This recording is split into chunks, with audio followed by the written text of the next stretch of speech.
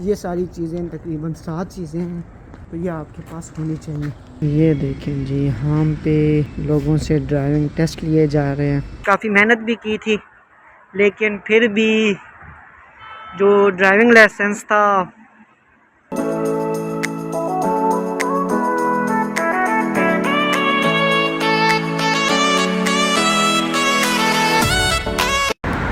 अस्सलामुअलैकुम। उम्मीद है आप सब आप खैरियत से होंगे।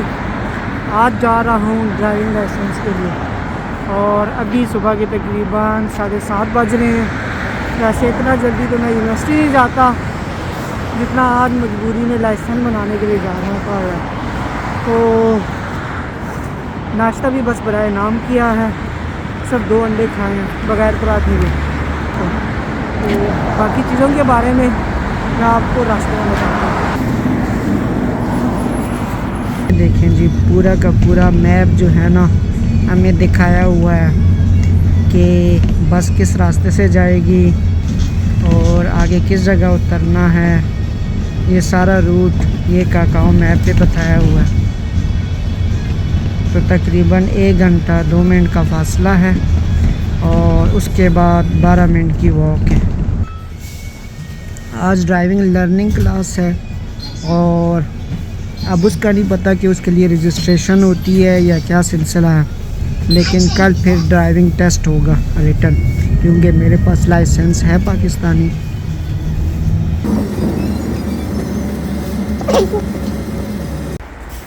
अच्छा जी, सफ़र जो था तकरीबन 16 से 17 किलोमीटर का था बस पर, और जो चार्जेस हमसे तकरीबन पाकिस्तानी 150 से 200 काटे गए। औस पड़ी हुई है, ये है ड्राइविंग लाइसेंस ऑफिस।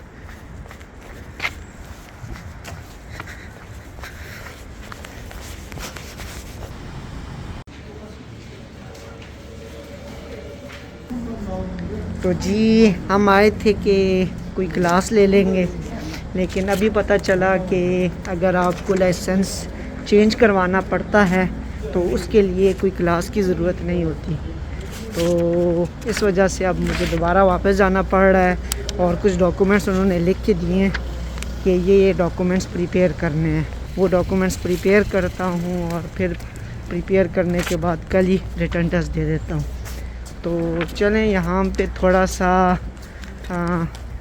दोस्त को गलतफहमी हो गई थी हमारे कि वो कह रहे थे कि आपको दोबारा कोई 2 घंटे की जो सेफ्टी या लर्निंग शर्निंग की कोई क्लास लेनी पड़ती है, लेकिन वो अभी पता चला है कि वो सिर्फ़ जैसे कहते हैं ना न्यू लाइसेंस वालों के लिए ज़रूरी है, पुराने वालों के लिए ये ज़रूरी नहीं है।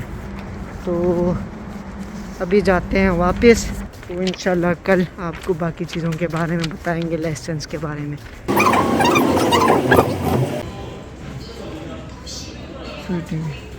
एक सर्टिफिकेट होता है, सर्टिफिकेट ऑफ एंट्री एंड, तो उसमें करना ये होता है कि जो ही आप जाएं सामने इस तरह के जो कम्युनिटी सेंटर्स होते हैं कोरिया में, तो और उधर वो जो एक आपको स्लिप सी मिलती है कि कौन से काउंटर पे आपने जाना है।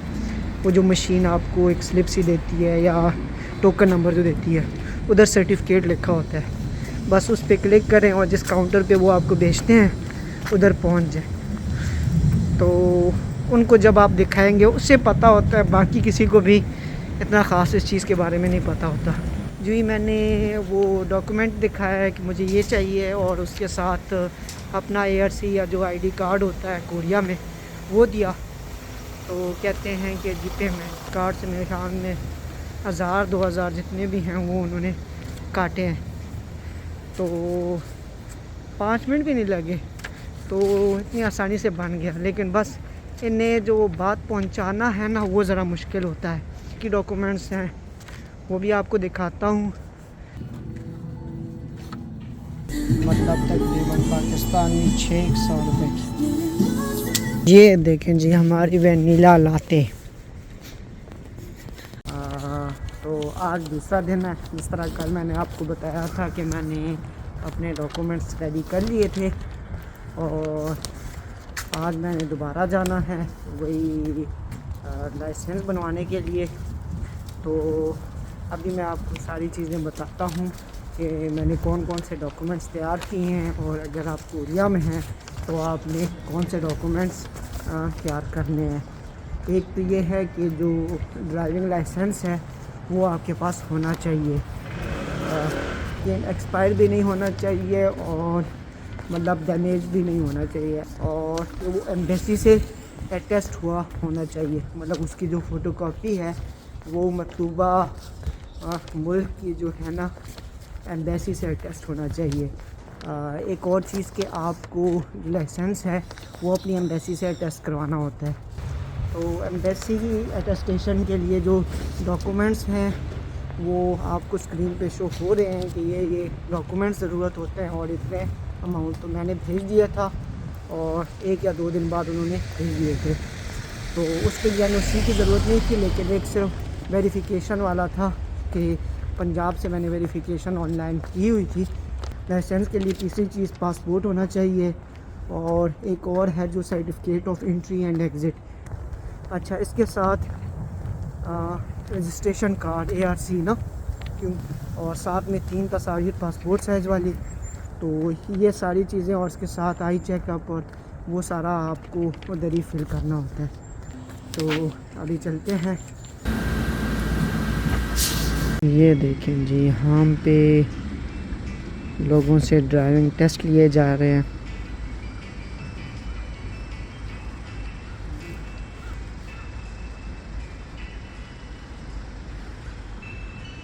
डॉक्यूमेंट्स फिल करने होते हैं। ये देखिए, ये वाला है और ये वाला है, और साथ में ये एक डॉक्यूमेंट है। ये तीनों फिल करने होते हैं। वीडियो की क्वालिटी अभी आपको कुछ ख़राब लग रही होगी, क्योंकि जो मेरा मोबाइल है Note G2 अल्ट्रा, उसकी चार्जिंग ख़त्म हो चुकी है और कैमरा मैं लेकर नहीं आया, तो अब इसी पे गुजारा करना होगा। ड्राइविंग टेस्ट तो मैं दे आया हूँ। असल में कुछ चीज़ें ऐसी थी कि वो इतनी जल्दी हो रही थी कि मैं आपको बता ही नहीं सका। उस टाइम टेस्ट देने के लिए जो टाइम था वो 10 बजे था, तो मैं सोच रहा था कि अगर मैं वीडियो बनाऊंगा तो वो टेस्ट का टाइम ही ना गुजर जाए, तो इस वजह से मैं कुछ स्टेजेस आपको नहीं बता सका।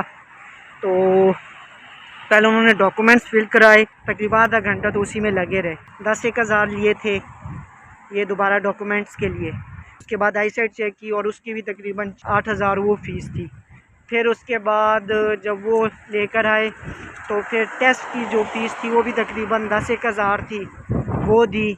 फिर उसके बाद टेस्ट के लिए गए तो उधर मोबाइल्स वगैरह ऑफ करवाए गए, और साथ में 40 क्वेश्चंस थे 40 मिनट में। तकरीबन सारे क्वेश्चंस जो थे वो सेफ्टी के हवाले से ही थे। कुछ मतलब ये था कि अगर ऐसा मामला हो जाए तो फिर उसमें आपके सेफ्टी मेजर्स क्या होंगे, या कौन सा डेंजरस मेजर होगा, इस तरह की चीज़ें ना उन्होंने दी थी। तो उस टेस्ट के बाद फिर जो कार्ड प्रिंटिंग की फ़ीस है वो तकरीबन 15-1 हज़ार है। तो मतलब तकरीबन आपके 40-1 हज़ार तक तो लग ही जाते हैं अगर आपने ड्राइविंग लाइसेंस एक्सचेंज भी कराना हो। काफ़ी मेहनत भी की थी, लेकिन फिर भी जो ड्राइविंग लाइसेंस था मुश्किल था, लेकिन फिर भी हमने जो कर लिया, और तकरीबन कार्ड के जो पैसे थे वो हमने 15,000 दे दिए। तो जी अब हम ऑफिशियली ना ड्राइव कर सकते हैं। तो बस जी अब एक मरहला रह गया है गाड़ी ख़रीदने का। अब लाइसेंस आ गया तो चलें आगे गाड़ी भी आ जाएगी इंशाल्लाह। तो इंशाल्लाह नेक्स्ट टाइम एक नए वीडियो में आपसे गपशप होगी।